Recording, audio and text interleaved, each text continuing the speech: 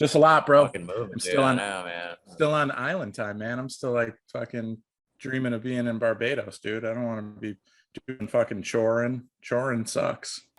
Barbados Slim? What are you doing here? Last time I heard you were in Barbados. A stranger is just a friend you ain't met yet. Yeah, I can talk to fish, so what? Talent is forever. Compound B? I think if there's a way to screw this up, you'll find it. Bees? Welcome to Compound B, a show about the boys. I'm your host, Jamie G, and I'm here with the Soupdeucer, Jay the Money Scratch, and Magnum Mills. And we're going to wrap up season 3 of The Boys. But before we get started, let's just go ahead and introduce ourselves. And while you're at it, feel free to tell us what you're sipping on today. I am sipping on some high quality H2O. Got a little bit tipsy last night, feeling a little hung today. So just take it easy. I'm also resting my liver after a week in Barbados. Mills? No, did you see Barbados Slim when you were there? And how many limbo contests did you compete in? People want to know these things. And I also am a little bit hungover. I was up till about 3 last night, saw some old friends. So I need to also hydrate. So I'm drinking water, also known as Coors Light.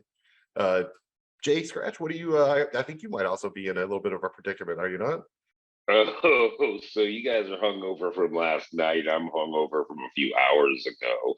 So we had an Atlanta United match today at 3 p.m. So we started drinking around 11 in the sun of Atlanta, which is never fucking good. You can probably hear it in my voice. I'm straight up like it's second wind here. Second wind. This is Creature Comforts bringing me back. It is the Imperial Tropical Haze. Let me tell you something, boys. Oh gosh, I don't know. This is gonna be a sipper today, guys. This is gonna be a sipper today. Soupdeucer, what you got over there? Yeah, I hear you on the sippers, dude. Unlike the rest of you guys, I am not hungover today. I was up late and I did get a later start than I wanted to today, but you know, pretty much normal as far as balancing out goes. So I went ahead and got some big fucking Foster's oil cans, man, to drink tonight, dude. It's been a while since I had the Foster's. I got some of the green and some of the blue. And yeah, man. So we're going with these girthy kangaroo cock fucking beers right here, man, and see how they treat me, man. We'll see what happens by the end of this episode. I might be right there with you. What's the difference between the blue and the green, if you don't mind me asking? I don't know if I'm that familiar with the green Fosters. Oh, Fosters. Yeah, Australian. So yeah, goddamn, dude. So the green is the premium, and the blue is the lager. So you got the blue lager and you got the green premium. I mean, the Foster's got enough fucking alcohol. Like one of those cans puts you away. And you can turn it into a weapon afterwards if you need to. So it's very useful, especially for those the giant cock kangaroos that are running around all over the place. You got to be wary of that, man. Like that shit is crazy. Giant cock kangaroos. And if you like giant cock kangaroos and you like the boys, you're in the right place. This is Compound B, a show about the boys. If you're not already subscribed to the podcast, please do so. If you're not already subscribed to our YouTube channel, do that as well. You can find the podcast on all your favorite podcast platforms by searching for Compound B. You can find our YouTube channel by going to JoeBlowFootballShow.com, and we're on social media at Compound B Pod and at Joe Blow Show. And you can send your feedback to compoundbpodcast@gmail.com. And please note, Compound B is a full spoiler show. We will be spoiling every single episode of The Boys Diabolical, and the original comics. Absolutely everything is fair game here. This is your first and final warning. I don't know what everyone else thinks of when they hear fair game, but all I think about is the Cindy Crawford movie starring one of the Baldwin brothers that like try to make her a movie star thing. Not a great movie, but actually had a pretty good supporting cast. And I do shout out OG Cindy Crawford. And, you know, let's start out with the OGs here. What we're going to do here is we're breaking down season 3 of The Boys. We're going to start by just going through the major plot lines and the character moments. Like I said, speaking of OG, we're going to start with Vaught, work our way down from there. So we have OG Ashley, we got Stan Edgar, and any other, Blot, or any other Vaught characters, plot lines, anything like that. So who wants to open the floor here with, any of the Vaught people? And I will say, I was a fan of the OG Ashley plot this year. She started out pulling her hair out initially in the bathroom, finished it bald, and she is more or less like second in command at Vought now, right?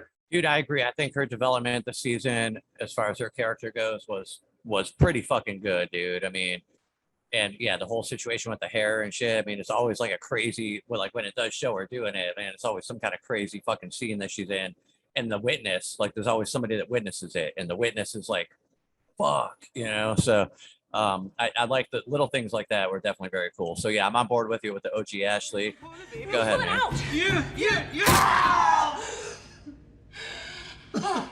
You're right. The Foley work, like the sound when that clump comes out. And imagine if you were just in your life and you saw somebody. I mean, we're not talking about plucking a gray here, dude. She's taking full clumps.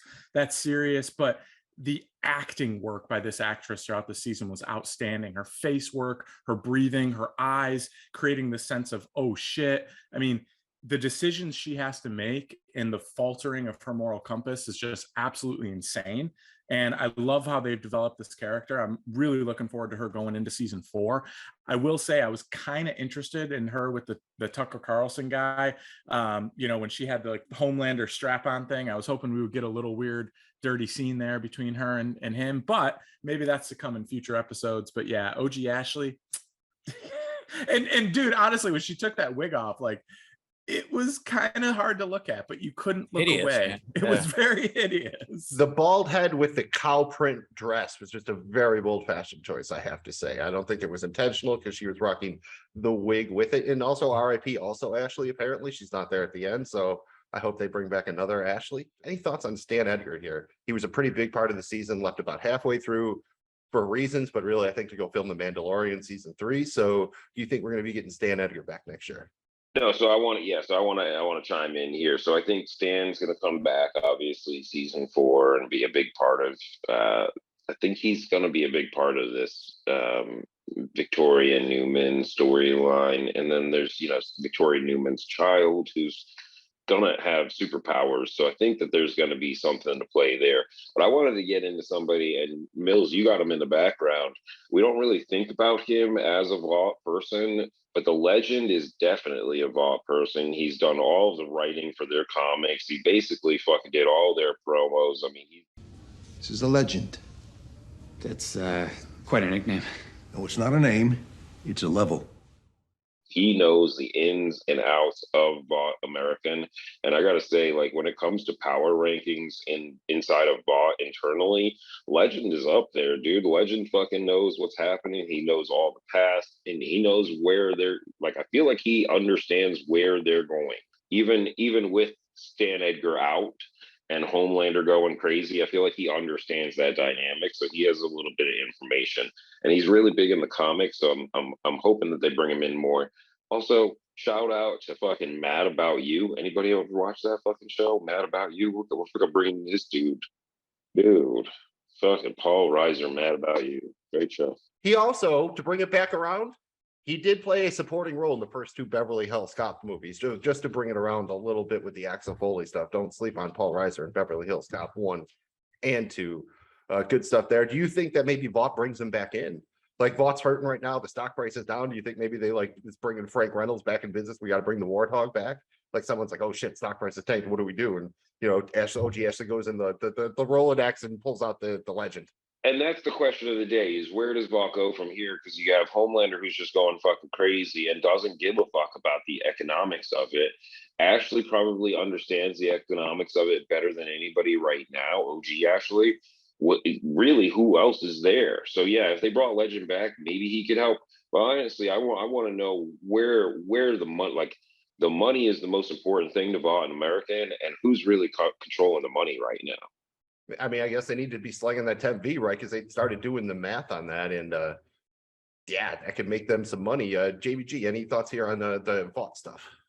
Yeah, I just back to Stan real quick. I mean, I think we get Stan back next season for sure. And I think it's part of a bigger play. And I think maybe, just maybe, he reconnects with Victoria. and with the head popper, and somehow that's how he comes back into the scene here. I mean, if she's really going to be vice president, I think he has a direct access to her. She double crossed him once. Maybe he gets the better half next season. So I do think we see Stan again, and I do think his character is important because somehow I also think he still holds something over Homelander. And like next time he shows up and he's maybe got a little hand, does Homelander kind of go back to his shell? So that's something I'm really looking forward to seeing. Other than that, I think they're going to have to recruit, right? I mean, what do we do after Noir died? What are we down to, 3 or 4 members of the 7 here? I mean, Annie's gone, Maeve's gone, the Deep, A-Train, and Homelander. I mean, that's not a great. That's a 3. That's not a 7, and it's really like a 1.3. I think I'm more afraid of OG Ashley than the Deep or A-Train at this point. Absolutely. So I'm looking forward to them recruiting and seeing where that goes. But I think the hard thing about this show will be moving forward is it's going to be a lot like reliving the radicalization that we saw over the last 4 years and then January 6th. I mean, I think they're really tapping into a nerve here and doing it outstanding. The show is, I mean, I think the creators even said they basically based Homelander off of Trump. So, I mean, this is kind of a wild thing. I think it's going to be difficult at times to watch because you're like, oh man, we saw this before and it was tough to kind of see this much division. But I think they're going there with it, and that's going to be a major development as season 4 rolls on. Makes a lot of sense, and that's a good transition here. Let's just talk about what remains of 7, because we got 2 dead, like R.I.P. Supersonic, R.I.P. Black Noir. Queen Maeve is now alive but depowered out of the 7, and that just leaves, like you said, the Deep, A-Train, Homelander. So, but just kind of any thoughts on any of these guys? And I do want to say, just Supersonic didn't play a big part, but I like that they didn't do the love triangle thing. When they brought him in, I was sure they were going to do the thing that he would get in between you and Nanny, and I kind of hate that shit. It gets annoying in a lot of shows, so I'd like that they didn't go that route. I actually liked his character. I felt kind of bad he didn't really get anything to do. We never even saw him like use his powers or anything.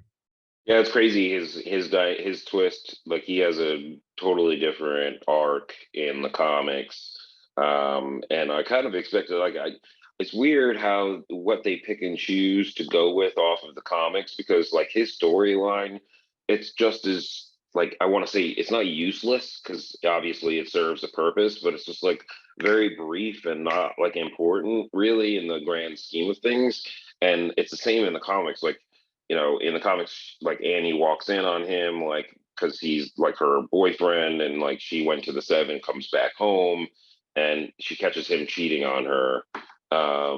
And so like it's like a weird dynamic, but it's just really crazy to see what they pick and choose to adapt into the show. So many twists and turns. Like you can't.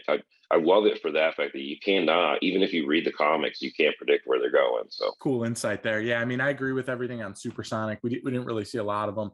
I thought this season was interesting with what they did with Black Noir. You know, we've kind of seen him, you know, a little bit here and there. He's never been like, I mean, he doesn't talk, right? So it's hard to do a lot with him. Although they did do a shitload with another character who doesn't talk in Komoko. But this season was cool. Like it kind of left some mystery. Like, okay, was he the one that set up Soldier Boy? Was he not? Is he running from Soldier Boy because he's scared? Is he trying to assassinate Soldier Boy? Like what is going to be with him? And then when he kind of pops, you know, first of all, the scene where he rips out his chip was absolutely nuts. Like, and then just hands it to this person in the elevator. Wild shit. Yeah, she said thank you. I mean, wild shit. But then when we see him pop back up, you know, with the Buster Beaver and everything, that was this really cool thing. And then that kind of carried him through all the way to the end. So it was somewhat poetic for me with Black Noir this season, like how they used him.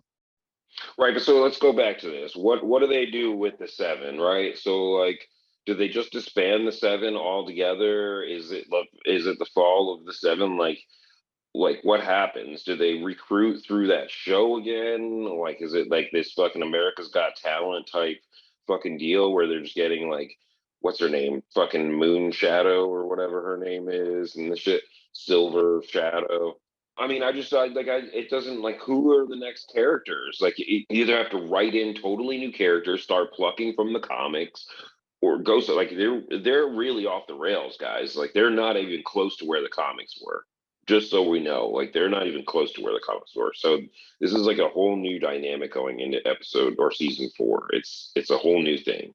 Yeah, it's like season 5 of Game of Thrones, where you're like, all right, like you really kind of left the books behind at this point. Like you might have a vague idea of where things might end up, but you really have no idea how you're going to get there because they've made so many different choices with different characters that it's just, even if you've read the books or read the comics, in this case, you don't quite know.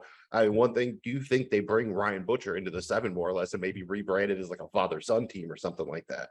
Maybe bring in some young bucks, do like a young Avengers kind of thing or something like that, maybe? Well, so then, and what, like we're saying, like they're coming out with a G-Men show. They're coming out with another show, like the Young Avenger type deal. So there's spin-offs that might help this. And also, we're not taking in. Yeah, Generation V, that's the one they announced with the it's Animal House with Soups, basically, more or less is what they're pitching it as. 2 things here. Would it surprise anyone if Homelander just came out and said, we're now the Vought 1, and it's just him? It's just him. Yeah, I mean, that wouldn't surprise me at all. They're the Homelanders. Just call them the Homelanders or something. The Homelander. I mean, it's just the one. You know, he is the one. That's the point. The other thing here is this could also be a way back in for Stan Edgar. Stan Edgar could find a way to weasel himself back in with developed talent that Homelander and OG Ashley don't know about because they haven't been running Vought that long.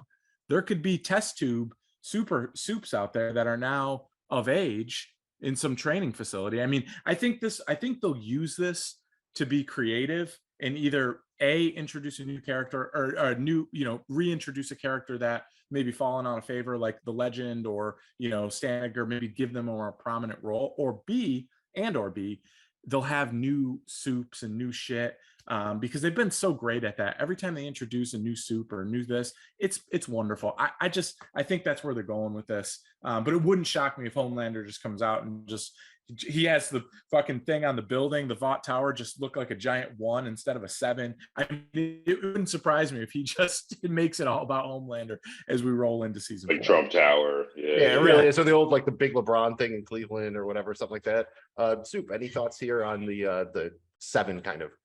I do think that the whole humiliation scene with Homelander and the Deep and A-Train and OG Ashley kind of solidified the fact of him dismantling them just by telling them, I don't need you, fuck off. That was pretty much his thing with that. And then of course him and Ryan being together at the end. It wouldn't surprise me at all if there is no 7 next year, man. Do they need a 7? I certainly don't think they're going to recruit off of some fucking reality show. At least I hope they don't, because that'd be fucking stupid. I do like the introduction of new characters, and I'm sure we're going to get plenty of those. Whether or not it's another 7 situation, I don't know. We'll see what they do. But, either way, I'm sure they know what they're going to do, and it'll be good. Any thoughts on Queen Maeve here? Because it seems, I would guess, I think we kind of said that last episode, that it seems likely that she's probably not going to be back on the show in any significant fashion, so to speak. So do we like what they did with her kind of ending arc here over the season? Yeah, man, because I think as far as the show is considered, that, she is also RIP'd. With Queen Maeve that everybody knows, character's dead, character's gone, man. She escaped, dude. I don't think we see, I don't know, maybe, but from what I think right now, I don't think that we see her show back up. I think she gets to live happily ever after, and Well, it's not a bad life. I'm jealous of her. She's earned it. I will say this. I think somehow, some way, whether it's this season or if they do a season 6, I do think we see her again. And I think just maybe something happens to her girlfriend, significant other, and she decides to re-inject V into her spine and she gets her powers back, similar to like a Komoko type situation. So that wouldn't shock me. And what I love about this move with how they handled Maeve is they left that open. That's a possibility, and it's a realistic plot that could come to fruition. Or we could be happy that she's riding off in the side. I think instead of the patch, I would have went with the glass eye personally. Annie was all about the both. patch. You can always Mills, put you can attest to that. Yeah, why not do both? Patch up the glass eye. One day you want to rock the glass eye. The glass eye, you could fucking put all kinds of crazy shit. You could have one for one day, one for another day. Little peace signs or smiley faces or everything. And then if you don't want to, then you can put the patch on. You can have all kinds of patches to wear too. So the variety, Yeah, I gotta say that she got what she wanted, right? She wanted to take a swing at the king, and she did. She stood toe to toe with Homelander. She lived. She took the L for the team.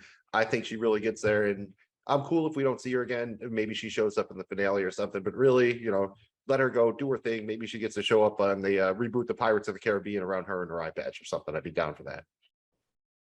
Maybe she comes around as like counsel to like Annie. I could see that maybe happening. Like, oh, she seeks her out to like for advice or something. Yeah, she goes there one episode, like Right, to come to Jesus kind of moment or something. Like you need some old advice. I think that would be cool. And it is interesting that we get this far and we haven't said a word about A-Train or the Deep. They really seem to try. I mean, I think the Deep's kind of a lost cause and the show's admitting it, but they really tried with A-Train.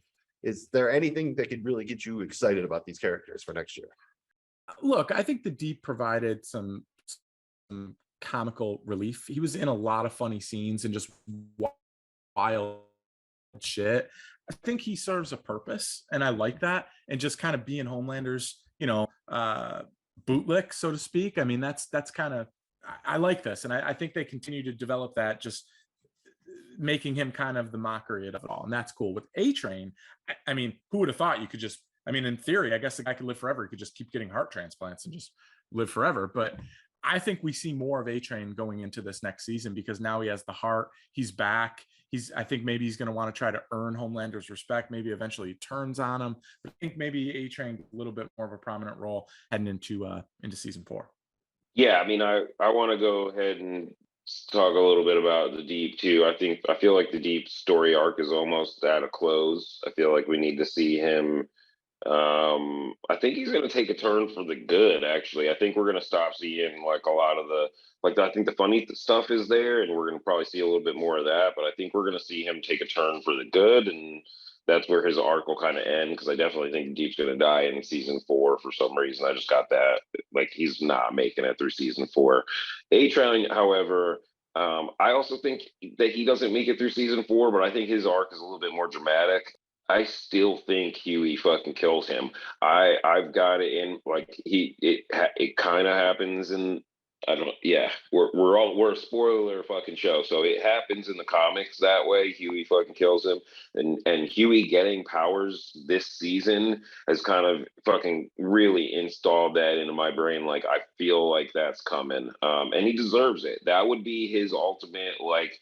That's how he gets a little bit of like redemption. If anything, is Huey fucking kills him, and like his last words are still like, "I'm sorry, Huey," or something. I mean, we did get that apology, and I feel like we all agree that was a pretty a sincere apology. But he's still a piece of shit, right? Like we still think he's all a piece of shit. So. His brother co-signed the piece of shit thing, like, and that's pretty bad. Like, and that's his brother who's gone out of his way to try to forgive him at every step. And he's just, if he's past it, it's one of those things like he does seem a bit irredeemable. So that makes a lot of sense. I would say like it wouldn't surprise me if he dies, and then maybe I still want the Deep to just like take off and go live with the fish for a while. But then maybe he like helps the fish, and that helps him gain like some semblance of society or something, and then he comes back and like does a sacrifice or some kind of good thing. So I think that works because Homelander's just going to push too far, right? He already has him doing assassinations. There is this weird dynamic with the Deep. They've been really fucking plugging the Deep like fucking death, like liquid death, like cans, like recycling and all that, like in him being eco-conscious. So there could be something where there's like an uprising from the oceans in season 4. I don't know. He's like on Greece with Greenpeace now or something, and they're out there doing things. I would love to see more ocean shit. Like you know, see, like when they do some of the cool other shark. Yeah, like when the Deep's actually using his powers and manipulating, the ocean and the sea creatures and everything. When he's not just sticking his dick in an octopus or banging Shamu's blowhole or whatever the fuck. I mean, some of the shit is pretty fucking cool, man. So I would like to see some more of that. And I do think that he's going to be a relevant character moving forward. I wouldn't be surprised to see one of those two, not make it through next season. But honestly, man, I think they both have good storylines, especially A-Train's definitely got some storylines that I don't think they're going to wrap up in this season. I think that might extend a little bit, but who knows? I mean, I'm wrong a lot.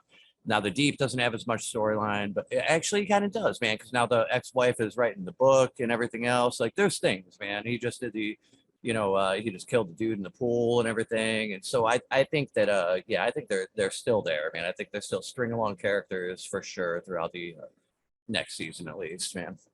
And that pretty much just leaves Homelander. And I think he has a pretty clear arc here. He starts the season, and we saw at the end of season 2, he just wants to be his real self, and he wants to getting good with his son. by the end of season 3, mission accomplished, right? He lasers dudes, people cheer, Son's with him smiling. Do we like Homelander's arc here? I mean, he seems to me to be one of the clear winners of the season. Maybe, not necessarily mean the good guys won, probably the opposite, but what do we think about Homelander's arc here in season 3? He started out without knowing where his son was, being basically muted by Stan Edgar, kind of having to play a character. He was co-captain, for Christ's sakes. He lost his permanent captainship. He was co-captain with Starlight. Things were not great for him. Somehow, some way, the only person that loved him was Stormfront. He was left to getting freaking Sandy handies from Stormfront on her deathbed. I mean, very strange. That was his life, dude. That's what he did for fun. Then where he was at the end of the season, he's got everything he wants. And I think he's more dangerous than ever. He's got like a cult following now, and it's gonna continue to grow. What if he runs for president against the head popper to double cross her? Like, I mean, who knows, dude? Like, it could be. I think Homelander is in clear. He's up here. I hate it. He's a terrible character, but he has gotten everything he wants. He's clearly the winner of this season for me. I mean, I'll have to agree. He's definitely winning. He's one of those characters where, like, man, he's a good fucking character, but you can't, like, I don't like him. I mean, but he definitely, like the shit he says and the things that he does. I mean, some of the shit is completely fucking vicious and cruel, and I mean, he's an asshole, man. He's a big time asshole. But I don't want to say that I respect him, but I understand like a lot of the things, like the way the show plays out, it gets you in his head to where it portrays it in a way where you're like, man, you almost can't hate him, but you still kind of hate him. I don't know if I'd go so far as to call him a bad guy, but definitely not. But I'm definitely not a fan of him. Yeah, he's 100% the bad guy, right? Like, there's no question at all that he's the antagonist of the show. Like, he is the number one antagonist. That's why even when you get Soldier Boy, and Soldier Boy is supposed to be like even worse than fucking Homelander, like Homelander is still the bad guy. Like, there's no question about that. The show does a really good job of making you hate him, but also making you love like certain aspects about like a lot of his dialogue is really, really good. Like his character dynamic is like, there's a reason why like characters like Darth Vader or like Doctor Doom are like in Joker are these characters that people really fucking connect with, and it's because they still have this like really like their characters built really well, and you understand like the anguish that made them turn bad, and that's what is good about Homelander. So yeah, he's a bad guy, but for some reason you have he's a super villain. And we saw that broken down very well with both how he had that conversation with himself in the mirror, and then how he was able to approach Ryan by basically just telling Ryan all the things he wanted someone to tell him when he was this kid with powers and no parents and didn't know what to do. So even if he doesn't necessarily have empathy, he's learned how to fake it, but it makes it, you can kind of relate to the dude a little bit. That's the crazy part, despite how terrible he is when he talks about like, oh yeah, I've made plans about how I could just basically nuke the East Coast in under an hour. Like, yeah. They tried to make Soldier Boy bad, and he never got to that level. Like, they tried implying he was a diddler and everything. It's like, oh, this boy could be pretty bad, but he just seemed like more of a generic kind of douchebag than like someone who's like a true megalomaniac like that would be willing to just burn down the East Coast because somebody hurt his fifis. Yep. And that pretty much wraps up the 7. Let's just touch on any of the ancillary characters before we get to the boys. Talked about the legend already. So Soldier Boy, he was pretty much seems to be the Stormfront of this season, more or less a kind of a one-off. Did we like the use of Soldier Boy this season and kind of how it ended up with him in cold storage in case we want to see him again in the future? Look, I was hesitant on Soldier Boy because I just was like, man, first of all, I hate the name. I was like, and then you started to see it play out to where like he played this, the actor played this character so perfect as the ultimate asshole douchebag. He's just so like, and just the little things, and it kind of highlighted how much the world has changed in terms of what's acceptable, back when Soldier Boy was in his heyday to current day. And that was kind of a cool thing. But I actually was a fan of this plot line. I thought it was really cool, and they went deeper with it, finding out towards the end there that Soldier Boy, first it was like, okay, he just wants to kill everyone, and he's got this weird like trigger from the Russian ship, and he just wants to kill all the people in his group that turned on him, but then it went deeper than that, and you get the whole, Soldier Boy finally gets the information that Homelander's his kid, and then there's that question mark even up to the last scene with Soldier Boy in it, that last fight scene with him and Homelander's breaking it down like, hey, you've got a family now. He brings out the grandchild. Even up to that split second, there was still a part of me that didn't know which way Soldier Boy would go. I thought it was really cool. Would he side with Homelander and attack the boys, or would he call out Homelander for being a snuffling little pussy like he did, which was hardcore in the moment. I mean, that was like, damn, dude, have a heart. But I like this. I also liked the massive explosion at the end. It was like, it was cool and all, but it wasn't like, oh, like it blew up half of the world or anything. So I thought they kept it in check. It's also cool that you see him, the last time you see him, you see Grace standing over him as he's being put in some sort of incubator. So maybe Soldier Boy comes back, maybe not. Again, I like that they left it open. I was a fan of the storyline throughout the season. Yeah, I agree, man. The fucking this whole, so at first I was a little bit like, I don't know, and I like that they kept you waiting a little bit. A couple episodes go by until you finally actually get to meet Soldier Boy, really, And the more and more you kind of get used to the guy. Yeah, he's a douchebag and shit, but he has some great fucking one-liners, man. And I mean, he was a character. He was like, I don't know if I want to call him a likable character, but he was likable enough. He was entertaining enough to want to watch him, and look forward to seeing him on screen. I mean, like whenever he was on, there was usually something cool happening. He's not a character that you totally hate, or at least I didn't totally hate him. But you definitely don't like I'm not like I love that guy or anything, So I mean, they did a really good job on that, reiterating everything you just said. It's pretty much the same shit, but yeah, I agree with you, man. Yeah, I mean, let's just be real about it, man. Like when you think about the actor and what he's come from, like Supernatural, like what 9 seasons of Supernatural, and maybe the first season of Supernatural I might have watched, but after that, like I never seen it. Not necessarily something that I give a shit about. And also that show just doesn't really bring out a lot of the acting. It's on the CW. It's kind of hokey, campy. So for him to be able to like showcase his acting, which little known fact, he tried out for Captain America's role before fucking what's his name got it. So Chris Evans. Yeah, I was gonna say Chris Pine for some reason. So there's like the Chris Pratt. It's Chris Pratt, Chris Pine, Chris Evans, right?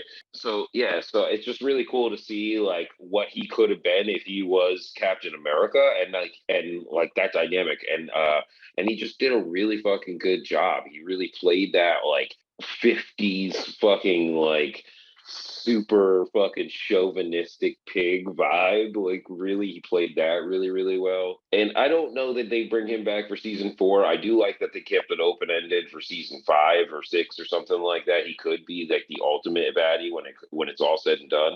But just to touch on something that Glow said with the tower and just think about what they did, man. They showed Soldier Boy statue in the movie.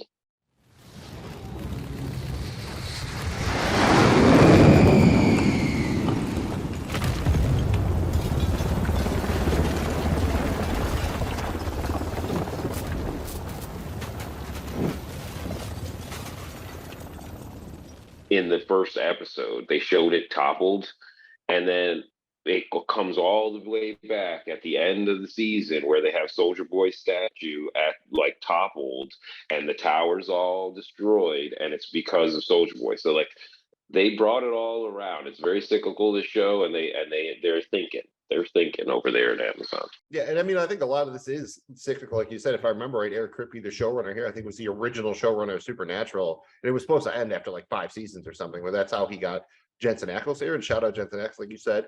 If the casting description read douchebag Captain America, he was perfect.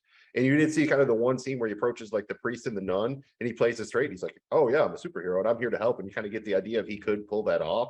Like, I would be interested if they did kind of a what if thing, and you had Soldier Boy like do an animated thing as as a hero for an episode or something. I think that would be cool. I also thought he was physical enough that he pulled off a lot of the action scenes and stunt work because he's supposed to be, you know, a badass or whatever. And, you know, Anthony Starr isn't quite as jacked, which is the reason I think he wears that padded suit most of the time. But, you know, you saw Jensen Ackles, and he really did a lot of, I think, of the physical stunts and everything like that. I don't think there was a lot of CG with his stuff, and he really pulled that off well. And I thought the twist of making him Homelander's father added a nice dimension of the character and gave it some depth that he wouldn't have had otherwise. I did not see that coming. It made a lot of sense in retrospect, but it also fit perfectly with the themes of the season as far as fatherhood and everything like that. So I thought that was a really nice twist that kind of, again, brought everything back around. As far as other big name characters here, how about the head popper, about to be VP? What do we think of the head popper? At the top of the charts in the White House, man. I mean, I think she obviously has to be a big part of season 4. Yeah, and we kind of saw her emerge. I mean, there was like I think it was the end of season 2, right? We saw like she popped it and was like, oh shit, wow. And then, you know, this year we see, you know, it opens up and she's like this great like local like politician trying to do right, and Huey's working, and then the head popped, and then we saw her turn on Stan, and then we saw her double cross, you know, and play Homelander to get what she wants, and like I think she is moving the chess pieces around, and she will be the future vice president or president if there's an assassination on the president. I totally see that happening. I think she's going to be really powerful, really scary, and have some high stake storylines. High stake, because people know. Is she the boss, or who's she working for? Is she working for Homelander? Is she working for Stan, or is she the boss, man? Like, who's in charge in this? I think she's whole working for dynamic? herself, but she's making it seem like she's working for Homelander, or making it seem like maybe she'll work for Stan. I think she turns on anyone and everyone to get what she wants. But let's not forget, like it was a horrible scene to watch when she injects her daughter with the V. That shit was like horrible to watch. That storyline's not going anywhere either. You know, that's going to be a whole thing with her daughter getting power. So I'm excited to see where they take her, but she is in line for, I think, primetime real estate moving forward into season 4. Very conspicuous. They never showed her daughter after the V injection. It was just kind of just omission, like guilt by omission almost. The fact that they never showed her once, even in a wide shot or something. And that's why I thought when Newman was asking Homelander for the favor, I figured it'd be something with Zoe, which is why I didn't pick it up right away when Dee killed the vice president. That was the ask. But Stan Edgar said something like, right, she's more like him than he realized. Like, he taught her that, right? Like, put yourself above all others. So maybe she's aligned with somebody, maybe she's not. My guess is she is, but she seems like the kind of person that will align herself with someone just long enough to get what she needs out of them and then cut them out, move on to the next one. So who knows? I think it makes her a wild card. Enjoy that going forward. Anybody else thoughts on the head papa? I mean, I think she's definitely an important character, man. And you know, like you said earlier, the you know, season 2 wrapped up with nobody knew who was doing it, and all of a sudden at the end you find out that, oh shit, it's her, you know. And this season also ended with another big fucking splash from Victoria Newman, you know. So I do think that it's going to be a big deal moving forward. I think the more curious thing is the daughter and what happens there, you know. So I definitely believe that both of those issues will be addressed like early on in season 4, man. And one more before we move on, just good job by the show again of letting everybody know what's up. Like, Huey finds out right away at the end of episode 1, Annie finds out right after that, and then, you know, she admits it to Andy a couple episodes later. So I like that they didn't make it a whole cat and mouse thing about when are people going to figure it out or something. They went right to it. And we talked about Zoe. How about Ryan Butcher? We touched on him briefly. And, you know, will he become part of the 7? We see he can fly now. He's obviously very powerful. Just, man, how big of a role do you think he's going to play going forward? Because they're setting it up to be pretty fucking big, right? Because whatever happens with Homelander, you think is going to be some way tied to Ryan Butcher. Because again, maybe he's the only person that can defeat Homelander. So how do they get him back on his side, man? Butcher fucked this one up a little bit, right? Like, he probably shouldn't have burned that bridge like that. Definitely should not have. And it sucked to watch, man. Right as Ryan was starting to feel like he could trust Butcher, and that was his guy. And you just saw how excited the kid was to see Butcher when he came by. I hate that he did that. I know he did it because he thought he was protecting him from himself, but it was a shitty thing to do, dude. For one, it crushed that kid's self-esteem at such a critical age, a young man's life. But for 2, now he's kind of eating it here a little bit because, man, oh man, you wish you had Ryan the world doesn't need two Homelanders. I mean, shit, dude, world can barely handle one. I'd argue that the world is going to end if Homelander continues to be in power. Can't handle two. So this is a scary situation with Ryan Butcher heading into season 4 for sure. Big pivotal which way he goes. And I think he goes maybe more than one ways throughout, in terms of Homelander or Butcher. I think maybe flip-flops a little. I don't know that we get a clear-cut answer on where Ryan Butcher is at the end of season 4. I think that's going to be a continuing storyline. That's honestly a really cool thing with the show going forward. Well, we'll see if he's under 6 feet tall before next season starts. So he might be no shit. He might change. They actually might change the actor again for the 3rd time.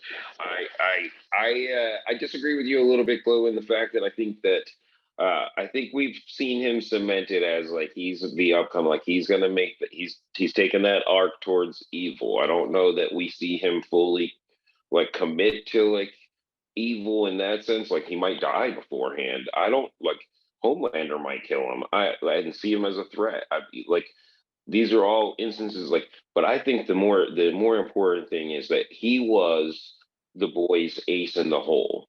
At one point, he was what everybody thought, you and I, everybody on this pod thought was the way to get to Homelander. So what is the new way to get to Homelander? What could be the boys' other ace in the hole? And I think they showed it here. And this is a character that went under the radar. I don't know that I didn't talk about him at all during our characters that may show up later. I talked about Cindy.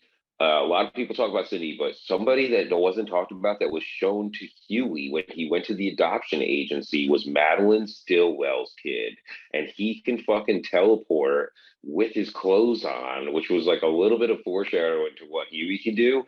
But imagine what teleportation could do. Like there's some things in there that could really affect, like that could be a game changer. And Huey knows about him now. So that's something that I think could be their new ace in the hole. Like Huey uses that later on.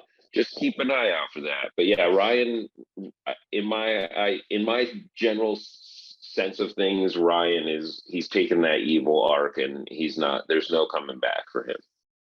Ooh, that'll be interesting. I think he's so young, you would hope that he's redeemable, but the boys being the boys, the more interesting choice would probably have him not to be. I mean, will Butcher put him on that list, right? Because Butcher said get rid of all the soups, but you got the impression that Ryan didn't count.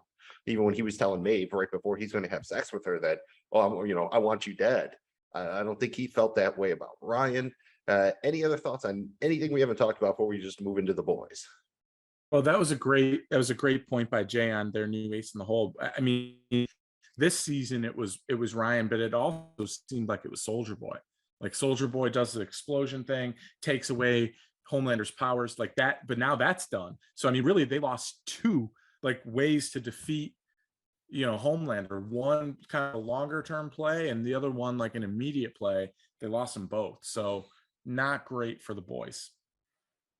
What if they dive into some shit like here's a way to take instead of having the temp V or whatever that they had this season, maybe they develop some kind of a weapon or shot or something weird that could take superheroes powers away from them, like what Soldier Boy did, but without blowing up a fucking city block, It would make total sense how they have him in captivity, that they tried to do experiments just like the Russians did and study him, right?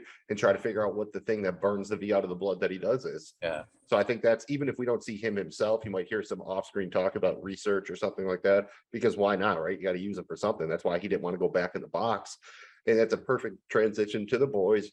Got a free-for-all here. All the members of the boys, we're including Annie now. She's officially a member of the boys. And also, if you want to touch on the 10V plot at all, because obviously that was a big part of the arc here.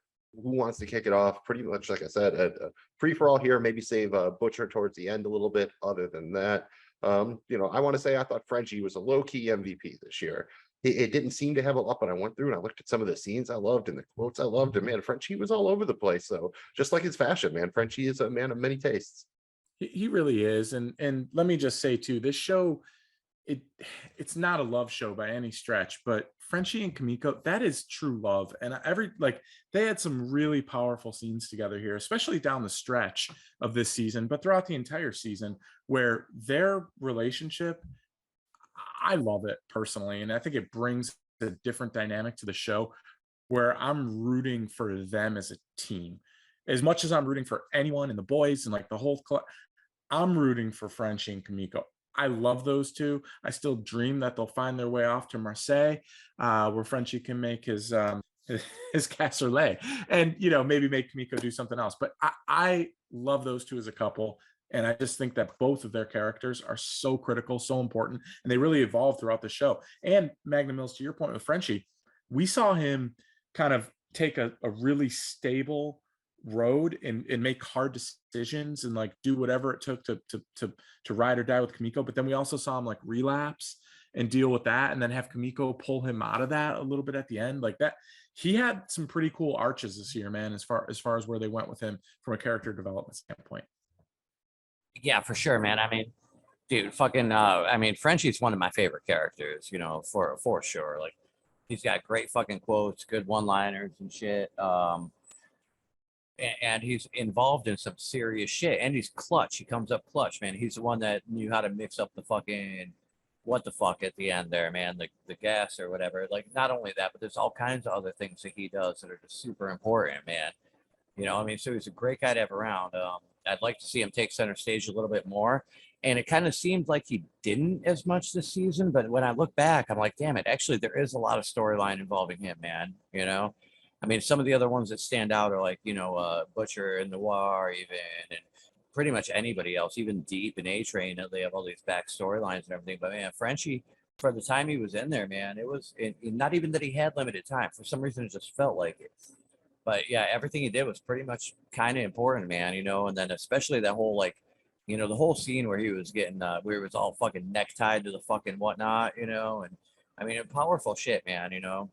Yeah, roger that. And I will say that I did really enjoy Kamiko's storyline because it had a pretty clear beginning and end. She'd been really fucked up about how the V had impacted her. Like, she never had a choice or whatever. So here she has it taken away, and it comes to the realization that she wanted to take it. And then you kind of see at the end here, it's a role reversal from originally when Frenchie found her. He was the one who kind of tried to take care of her and build her back up. And here you see again the show doing the circular thing. They bring it back around where now she's the one who seems to know what her path is. And she's trying to, you know, get Frenchie to ignore the past about his father and all that kind of stuff. Yeah, absolutely. A lot of powerful scenes between the two of them this season, man, you know. And I love it that this show can portray something like an argument or something with straight science, with no verbiage, dude, you know, and just make it still that intense of a scene, you know. And I think that all that shit was well played, man, you know, like the scene where she rolls in on him sniffing coke in the bathroom and slaps the shit out of him and stuff. Like, you can tell how pissed off she is, but she can't yell at him, but she's trying to do it with the hands and shit, you know, and it made sense, man. I thought that was fucking spectacular, dude. Yeah, really, I thought they did well, and you got to give her credit, especially the actress, man. She had like 3 major fight scenes and killed all of them. She had like the big dildo fights, then she had the one without the powers, and then she had the one at the end where she's beating the dudes like the maniac. I really thought that she had 3 pretty big set pieces, crushed them all, and especially you know, the walk into the party and everything. You know, the actress, again, not being able to speak words makes your job a lot tougher. Thought she did a great job with it. Any thoughts on MM here? Because again, pretty clear plot, him dealing with OCD. Soldier Boy comes back, triggers it, makes it worse. He doesn't know what to do with his daughter. And then, of course, now his wife's dating Todd, who was literally the worst. But by the end, he seems to kind of get it under control, even though Soldier Boy lives. He kind of comes clean with Janine. And I would say going forward, to me, he seems like if the boys took a vote, he'd be the leader, right?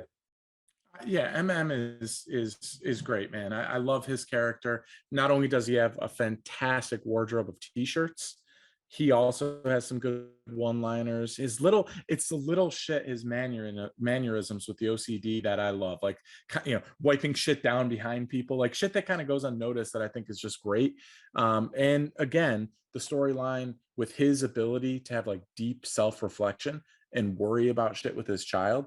Homie's self-aware, dude. You got to hand it to MM. Like when he cracked Todd, it was amazing. I was so happy to watch him punch Todd because Todd is absolutely the worst. Can't stand him, right? But he also looked up and realized that his daughter just saw that. So somewhere in her mind, that messes with a child, man.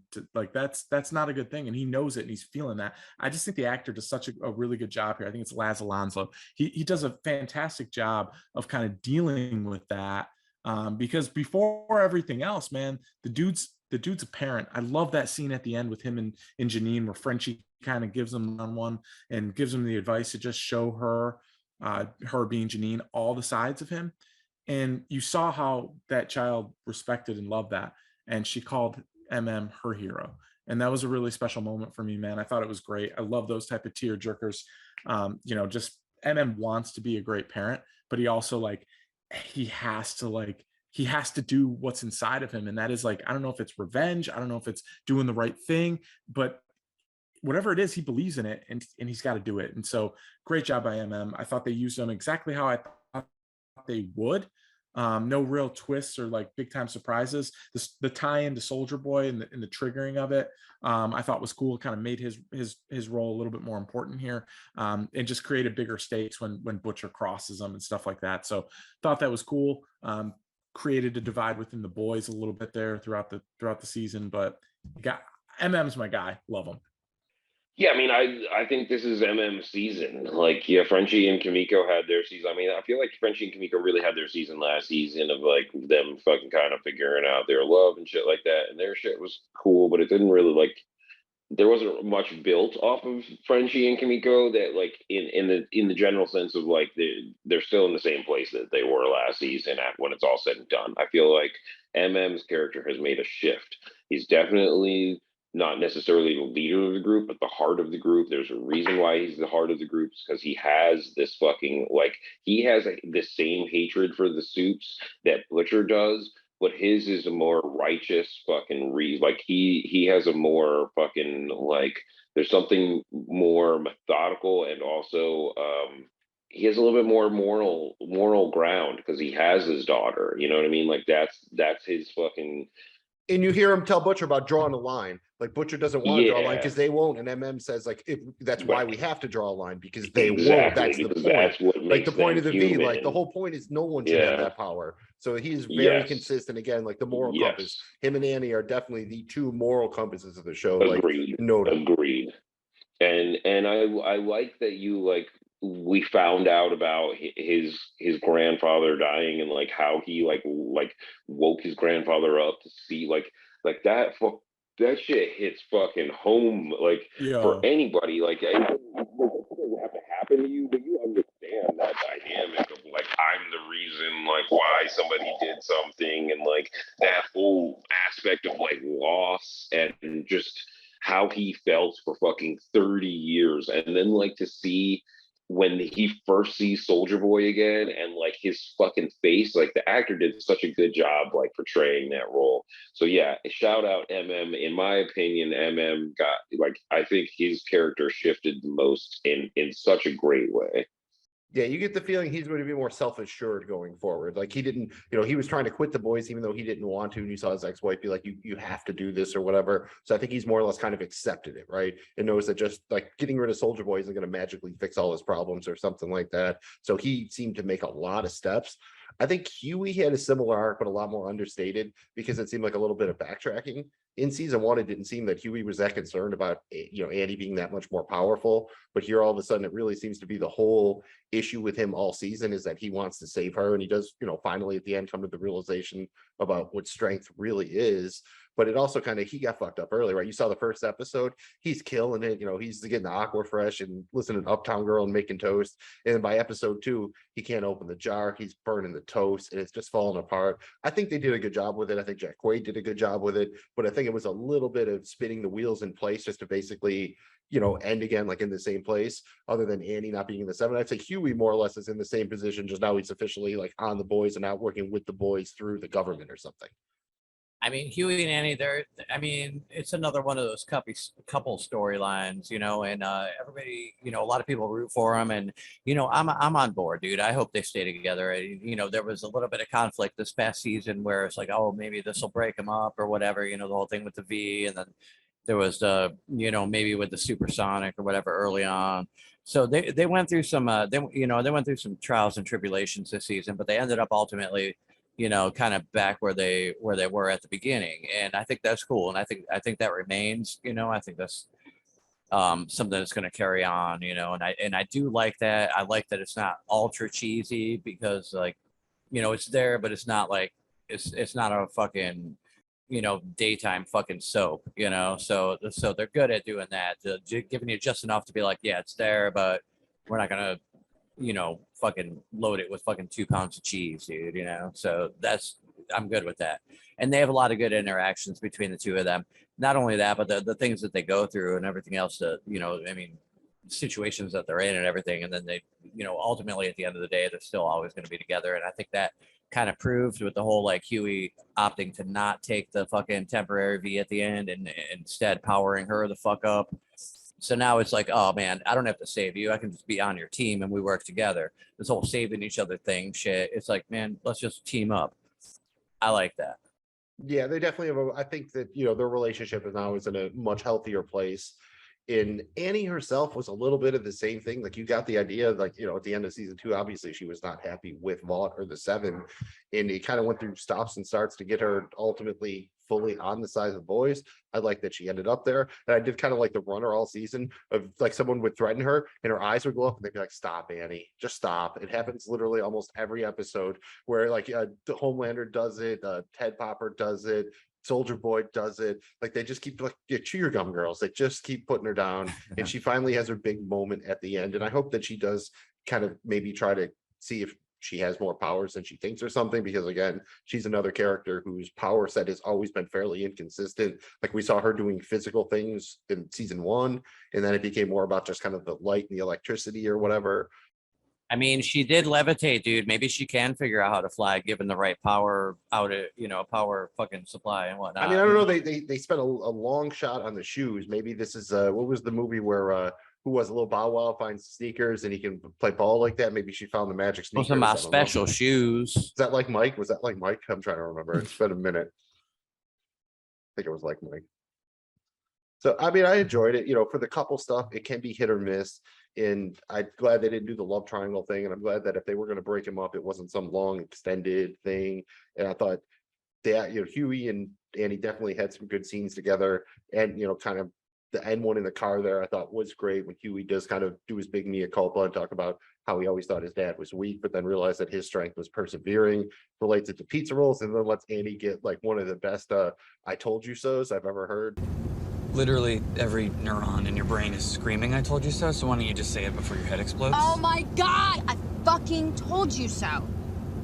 Feel good to get that out? So satisfying, oh my God. That was fucking great. And I really enjoyed that. It seemed like a bit of catharsis for both the actress and the character and everything. So I'm excited to see Annie on The Boys next season. I think that could be cool. And again, they need a moral compass and a soup. She's both. So how about the Butcher, man? He's got 12 to 18 months to live. Is Butcher off the chain? I mean, he kind of didn't win this season, right? Despite it all. Where is he, like, compared to where he was last season? Again, basically the same place, but now with the death clock ticking, right? Well, I think he's in a little bit of a worse place because at least last season, he knew that Ryan was going to be safe and was not, he protected him from Homelander. He lived up to what Becca wanted him to do. And he at least knew that was taken care of. Even if it was temporary, he at least knew that Homelander didn't have Ryan. Well, fast forward to the end of this season, he's accelerated his death. He's messed up the whole Ryan thing. Homelander now does in fact have Ryan. I think he's in a worse spot. I love the guy. I mean, he is my guy. I mean, he's every time he opens his mouth, it's hilarious. You can't have this show without Butcher. But man, oh man, he's in a tough spot here heading into season 4. He has more in common with A-Train than you think, right? Because every time he tries to make something better, he makes it worse, it seems. That's an interesting point, dude. That's definitely an interesting point, man. That was actually a quote from the fucking episode there, yeah. And, I mean, that sucks because, like, Butcher's just like anybody else on the show. Nobody's fucking 100% good, dude, but deep down, man, I don't know. He does have some morals, man, and the morals he has are strong, dude. He'll keep a fucking promise if he makes one, that kind of shit, And yeah, like you said, man, his presence and everything he says just fucking like, you want to bottle it up. The issue I'm dealing with right now is Butcher's time frame. Like right now, they're telling him he has, so and so to live, a year maybe. What's that going to do for the show? Or is that going, or is there going to be a show without Butcher? I don't know that I see that really. I'd almost I'd almost find it more believable that he finds a way to extend his life through some kind of like weird lab shit with the V or whatever the fuck, or like an antidote or some shit. That's what I was gonna say. I think that's the way he extends his life, is he just gets permanent powers, and Or he's maybe just like right. maybe that's like where he becomes like, towards the end he's like Butcher doesn't take a good turn in this. All of us agree that Butcher at no point is going to be like the good guy where he sacrifices his life for everybody, right? Do we think that that's going to happen at the end of this show? Not intentionally. I wouldn't be surprised, but he did save Huey in his own way. Like he is in his own way, right? That's the key, his own way, right? Like he tries to save Ryan by telling him that he killed his mother and he's a bastard. He tries to save Huey by punching him out when he could have just said, Huey, let's not take the V.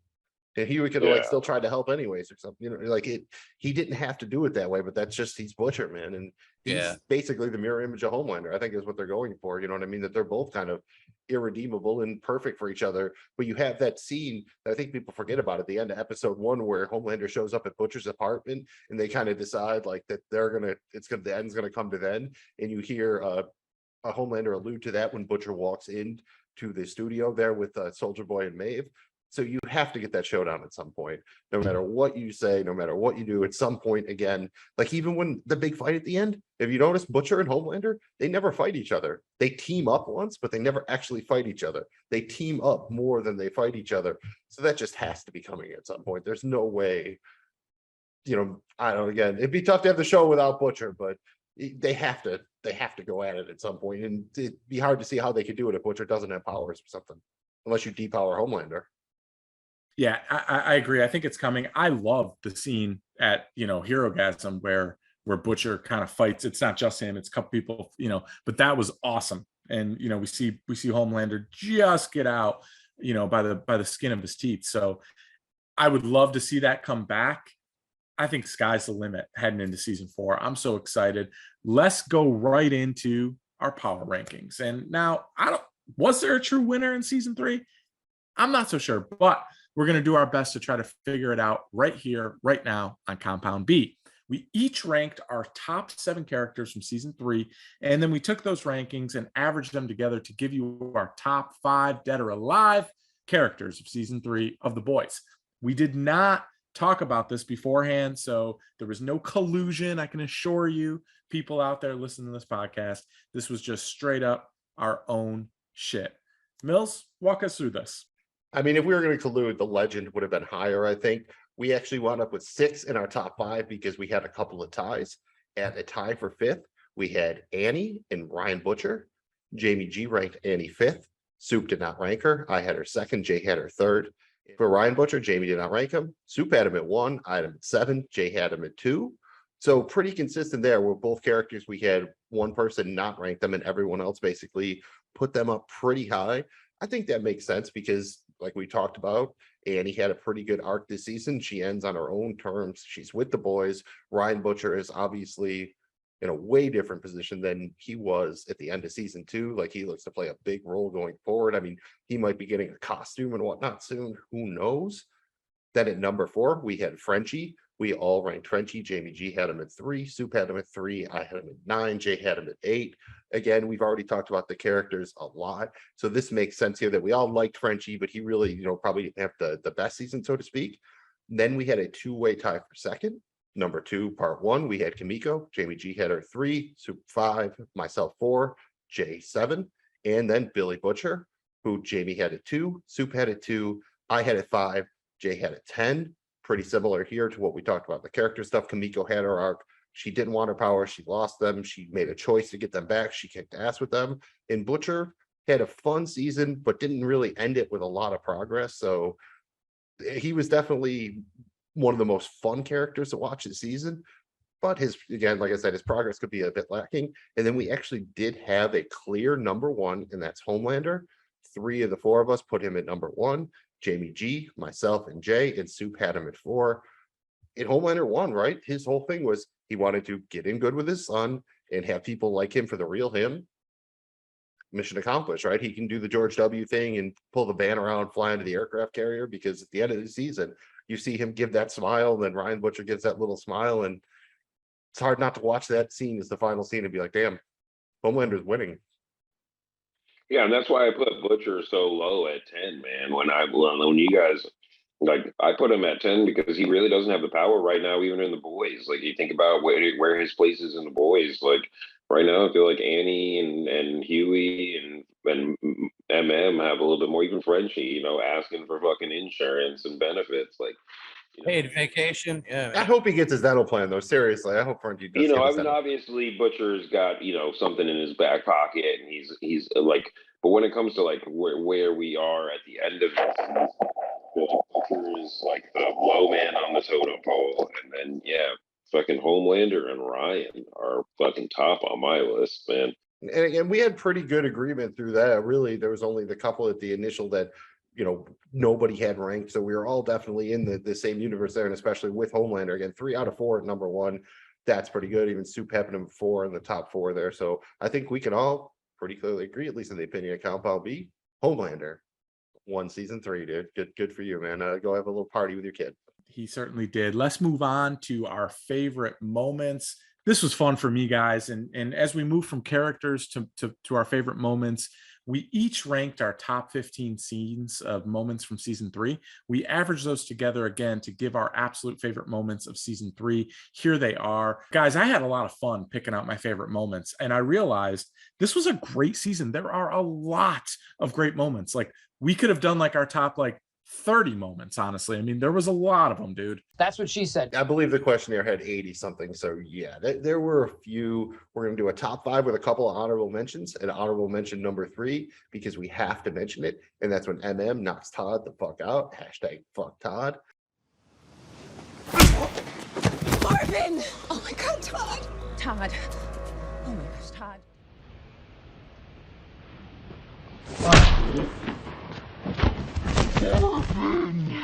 This is from episode 7. Jamie G did not rank it. Soup had it at 4. I had it at 8.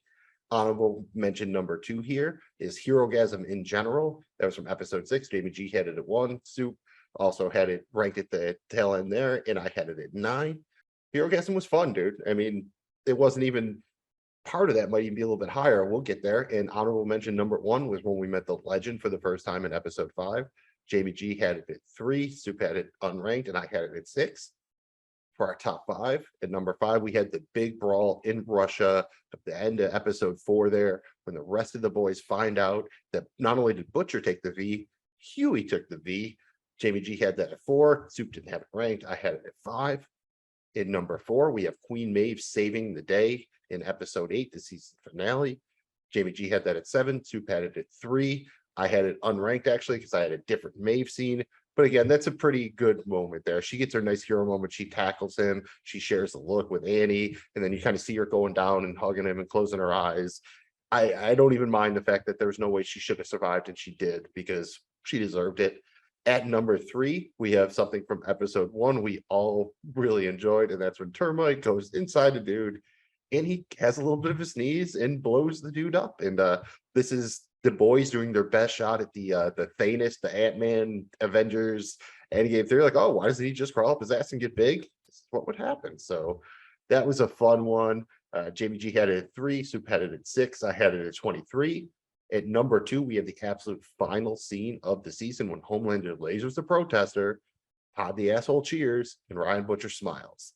Jamie G had it at 14. Soup had it at 5. I had it at 2. And at number 1, this was almost unanimous. We have the final scene of Herogasm, basically not the Starlight team, but the 3-way fight we've alluded to, where Homelander fights first Soldier Boy, then Butcher, then Huey, then all of them together. Jamie G had it at 8. Soup had it at 1. I had it at 1. I have to say that the budget really showed through here. I'm not sure what it is, but these were some fantastic high-end action fight sequences that are using superpowers, and man, the effects held. I thought this one, especially Dead to Herogasm, was just, it was very visceral, and it was very well paced as far as kind of everyone got their individual shot, and then they did the team up, and Homelander barely gets out of there, and they did a great job of, for the first time ever, like showing him like, oh shit, I could die. You know, that's a crazy concept for someone who never has really ever considered their own mortality. So I think that was a very up number one. A couple of us had it there. So shout out Hero Gasm, man. That was we'll talk about that when it comes to ranking the episodes here. Man, oh man, and this is where the fun begins. Whew, it is time to give our favorite quotes from season 3. That's right. We are going to give each and every one of you listeners out there our favorite quotes from this incredible season 3 of The Boys, right here, Compound B. Again, we ranked our top 15 quotes, which we averaged together to give you the very, very best. And you're the best. Oh yeah, nothing's out. And we have a couple honorable mentions for you in the top 5 and an honorable mention 2.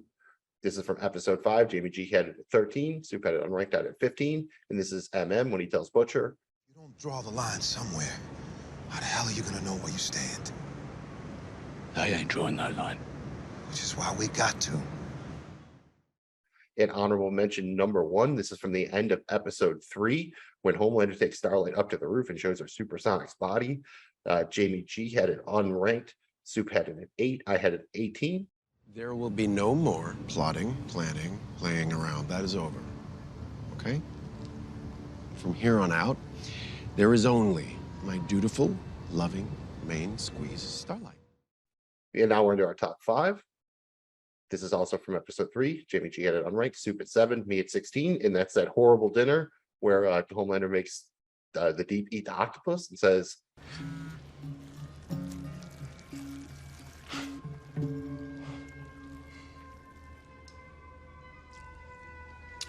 Hey, Deep. What? Eat fucking Timothy.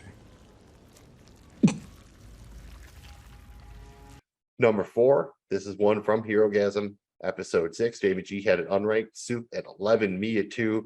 And that's when Annie's trying to get MM into the party. And she says, I'm with her. For the fuck party. Yeah. No, he's very good at cunnilingus. Yeah, his tongue is just, yeah, he just gobbles that vagina right up. Nom, nom, nom, nom, nom, nom, nom, nom. And at number 3, this is again from episode 3. This is one that Jamie G had at 4. Soup had at 2. I had at 22. And this is a great Frenchie line when he says, Use a plate. But I don't use a plate when I eat your mother's sweet and savory vagine. He had some very good ones. I went with one about him doing a little bit of salad tossing instead, but Frenchie definitely got some bangers here. At number 2, it's a Butcher line, again from episode 3. Jamie G had at 15, Soup at 3, me at 4. And this is when Butcher, after Huey confesses that he found out Victoria Newman was a Soup, this is how Butcher doesn't rub it in his face. I mean, there he was, right? In his fancy pants, lording it over us like the Viceroy of Vought Square, eh? And that whole time, he weren't nothing but a Soup's bootleg, eh? Yeah. That, my son, is a lifetime achievement at the Cunt of the Year Awards, isn't it? Yeah, it is. Yeah. It is a lifetime achievement. Are you done? And number 1 was a unanimous choice from episode 4. All of us had it at 1, and that's Homelander saying, Is your idiot brain getting fucked by stupid? and that just feels like the thesis for the show, right? Like that is like watching The Boys. Your idiot brain is getting fucked by stupid, and you say, please, thank you, sir, I have another. It's something that I will use throughout the rest of my life. It's that good of a line.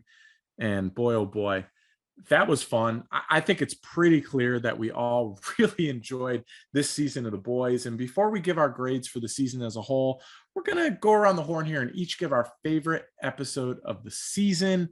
This one was a really, really tough one. The second to last episode was a fucking banger. And I think most people would agree. The animation, Buster Beaver, the Black Noir shit. But I'm going to throw back to an earlier episode with Black Noir, the one where we first discover where Mallory goes, and we have the whole Mallory side of the story and how she doesn't know like really what the fuck happened, but she just sees bits and pieces of it. I think that fucking episode was super intriguing. Was that episode 5? I think it was 3. I think that was Barbary Coast, the last of the first 3 that dropped when they do the Nicaragua flashback or whatever. I believe that was episode 3. The Nicaragua flashback from Mallory was, I thought, was one of the fucking best episodes, like just all around. Like when you find out, and obviously the shit with Black Noir is totally not like how it goes down.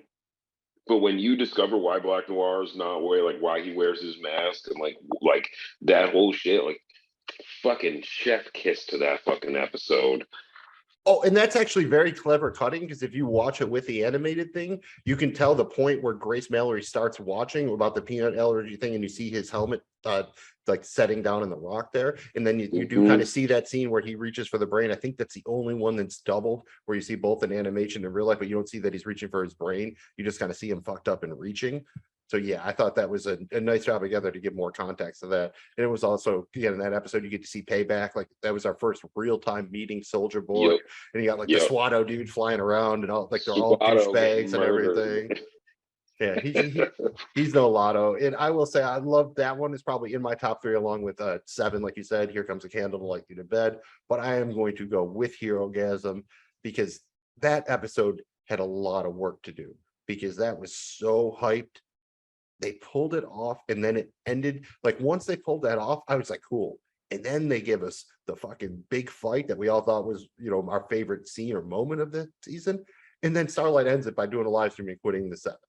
So damn, dude, that was a banger. And it wasn't even just for the Herogasm part. It had so many different moving parts going around that I was very impressed they pulled that off. And again, great job whoever was the editor on that one, because there was a lot to do in that one, and that thing fucking moved. So Soup, Jamie G, one of y'all's up next.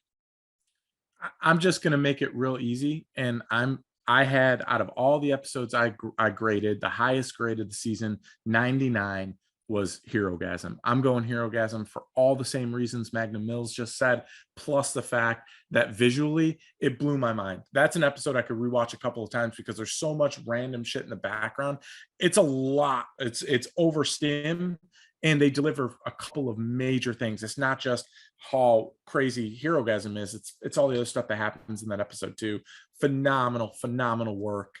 99 for me. It's as good as it gets. Great season, tons of honorable mention, but my top is Herogasm. All right, Soup, bring us to a simmer, baby. Yeah, right on, man. Well, since I'm going last, I'll go ahead and say, it was tough for me to not take Herogasm. And obviously that could be arguably the best episode of the fucking season, man, but that's almost too easy. But although it's almost too right, but now I'm not to say second place to that, but I think what edges it out a little bit more, or at least puts it on the same fucking level, is that episode 8 finale. I mean, that episode was solid from front to back, man. It tied everything together and left anything you want open. I mean, it was perfect. It was a perfect season finale, dude. And I think I'll take that over Herogasm as my favorite episode of the season for multiple reasons, I like that, because the finale seemed a little bit divisive. You're not wrong, really. I mean, they could have probably, if you had just not included maybe the final 2 scenes, that almost could have been a series finale. And it's just like, oh, the struggle will continue or whatever. But yeah, I mean, they gave us almost half the episode was the huge set piece at Vought Tower and everything, which was pretty fucking awesome. And then seeing kind of the ultimate ending of the Maeve twist, and then Soldier Boy disowning Homelander, because the whole episode they kept us guessing, would Soldier Boy ultimately team up with him, and they didn't. I thought it was pretty tense and kept you guessing until the end. So solid choice there, Soup. I like that. The defender of the finale, man. Shut up, Soup. And for the last time of the season, You're up! What do you mean I'm up? Oh, yes. I know. Fuck yes. Keep fucking going, Ashley. Don't stop. it's time for us to each give our overall grade for season 3 on a scale of 0 all the way to 100. I'll kick us off here, guys. I am going with a very solid, very strong 95.5%. This season, I already love The Boys, but this season catapulted The Boys into the hemisphere of all of my favorite top shows. It was that good for me. I love this show, and it deserves that ranking. In fact, I'm worried maybe I'm a little bit too low at 95.5. Mills? I'm going to go with a 94, which is actually a little bit up. If you averaged all the episodes together, it comes to a 92 from the grades I gave. But I really enjoyed it. I think as a whole, holds together as a cohesive unit. It started well, it ended well. There were some themes that ran through. Enjoyed it thoroughly. Jay Scratch, what do you got on this, baby? Yeah, I'm with Glow, man. I'm giving this one a 97. No, 96. 96. I think this episode did catapult it into another level. Like we saw, like the show was really good. It was topical. It had this stuff, but then like with all the character development that they've done this season and all like that, like they've really built on like M's character, French's character, Kamiko, like all like you really have like your heartstrings pulled by these characters now, and they're really doing really cool shit, and subverting like from the comics so much that you can't predict where they're going, but they're doing good work. So I'm giving this one a solid fucking 96. It's like top on my list of shows to watch like this fucking decade. It really does work like really well. Soup, baby, bring us home. Yeah, man, I agree, dude. I mean, this show actually is that good. Like, I know I've fucking highballed it all season, giving out hundreds and 99s and shit, but I'm going to go ahead and take this thing as a whole, on the whole, man. I'm giving it a solid 98.7, man. 98.7, because it's everything you want. The only reason it's not 100 is because there are a little bit of like, you know, plot weird house and some little nitpicking shit, you know. But other than that, man, I mean, this show is everything you want out of a fucking awesome fucking show, dude. You know, I mean, I can't really complain about anything, man. You know, so 98.7, that's where I'm at. 98.7 Kiss FM. On the whole, 98.7 on the whole, dude. On the whole, and that just about wraps up season 3. It's wild that the season is already over, but have no fear. Compound B will return. We'll be back soon to take a look ahead to season 4. After that, we'll probably look to cover the boys Diabolical and maybe even talk a little bit about the comics themselves. We'll also be covering Generation V, another spinoff which will be airing sometime in 2023. Thanks again for checking us out. We really appreciate it. We hope that you've enjoyed our show. If you have not done so, click like, subscribe, comment, all those wonderful things right this second. Mills, please tell these wonderful audience where they can find all of our absolutely awesome free content. Man, I can't believe 2023, man. I feel like we're way past Marty McFly at this point. This is crazy. I don't even have a hoverboard yet, dude. Seriously, I was promised a hoverboard. I know they tried to come out with sneakers that do themselves or whatever. You know, the Florida team did win a World Series, so I guess it's happening. And the Cubs. You know, shout out. At least you can get to strap your own shoes, the Nike shoes. How they clothes that dry themselves off, dude. Although I was promised you can still play duck hunt at random diners, so we'll see here. There's a definite lack of standing arcade games in pizzerias and whatnot. I missed that. Thank you for checking out Compound B. As I said before, we're on your favorite podcast platform. Find us on social media at Compound B. We're from the Joe Blow Football Show, who you can find at joeblowfootballshow.com. And on social media at Joe Blow Show. We're currently covering the 6th and final season of Better Call Saul on Saul Over Soon. Find us on your favorite podcast platform and on social media. And we continue to cover It's Always Sunny in Philadelphia on The Night Pod Cometh, because the gang is terrible, but it's terrible in the best kind of way. Again, on your favorite podcast platform and social media at Night Pod Cometh. Whole bunch of other stuff up there. You can find it all on our YouTube channel. Thanks again for checking us out. I'm Magnum Mills here with Jamie G, Jay Scratch, and the Soupdeucer. And Soup, please tell the audience what the B in Compound B stands for. I know they're dying to find this out. I know, man. And all season, it's like, man, what's the B stand for? Every time at the end of the show, it's like, what's the B stand for, man? What's the B stand for? I'll tell you what the B stands for, man. It almost stands for soup, because, you know, soup and everything, man. But instead, it's. This has been Compound B, a show about the boys, presented by the Joe Blow Football Show. We are in no way, shape, or form affiliated with The Boys, Amazon Studios, Sony Pictures Television, Kripke Enterprises, DC Comics, or any other entity. The views expressed here are those of the hosts and the hosts only. They do not reflect the views of any other institution, organization, or individual. Thanks again for checking out Compound B, a show about the boys. We'll see you again soon.